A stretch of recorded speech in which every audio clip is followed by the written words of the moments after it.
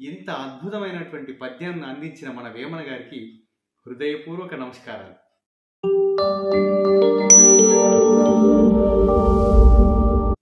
బెల్లం ఉన్న చోట ఈగలు వాళ్తాయి, చక్కెర ఉన్న చోటికే చీమలు వచ్చి చేరుతాయి, పండ్లు ఉన్న చెట్టుకే రాళ్ల దెబ్బలు తగులుతాయి.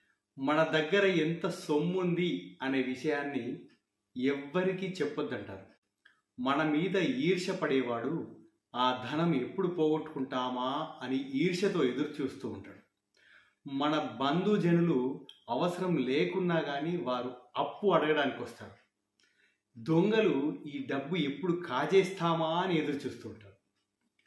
దానం కూడా చూసి చేయమంటారు. అపాత్ర దానం చేయొద్దంటారు.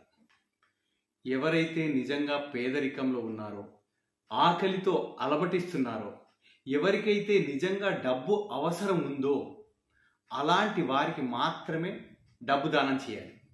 ఎందుకంటే అవసరం లేని వాడికి మనం డబ్బు కనుక ఇస్తే వాడు వ్యసనాలకు బానిసవుతాడు. జూదం లాంటి వాటికి అలవాటు పడిపోయి మన డబ్బును వృధా ఖర్చు కింద చేస్తాడు. అప్పు కూడా ఎవరికైతే అవసరం ఉంటుందో, ఎవడైతే మనకు తిరిగి ఆ డబ్బును మనకి ఇవ్వగలుగుతాడో అలాంటి వాడికి మాత్రమే అప్పు ఇవ్వాలి అంటారు. లేదంటే వాడు ఆ డబ్బుతో వృధా ఖర్చులు, అనవసరపు ఖర్చులు, వ్యసనాలు, జూదం లాంటివి చేసి మన డబ్బును వ్యర్థం చేస్తాడు. మనం ఇచ్చినటువంటి డబ్బుకి విలువ లేకుండా చేస్తాడు.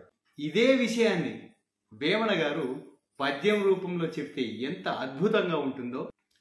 అర్థవంతు సొమ్ము నాసింతురర్థులై, అర్థవంతు సొమ్ము నాసింతురర్థులై, అర్థికీయ సొమ్ము వ్యర్థమగును, అర్థికీయ సొమ్ము వ్యర్థమగును, వ్యర్థమైన సొమ్ము వ్యర్థుల చేరురా, వ్యర్థమైన సొమ్ము వ్యర్థుల చేరురా, విశ్వదాభిరామ వినురవేమ.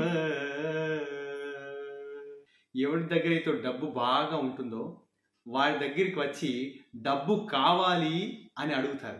అలాంటి అర్థులకు మనం డబ్బు గనక ఇచ్చినట్లయితే ఆ డబ్బు వ్యర్థమైపోతుంది. వ్యర్థమైన పనులకే వాడతారు.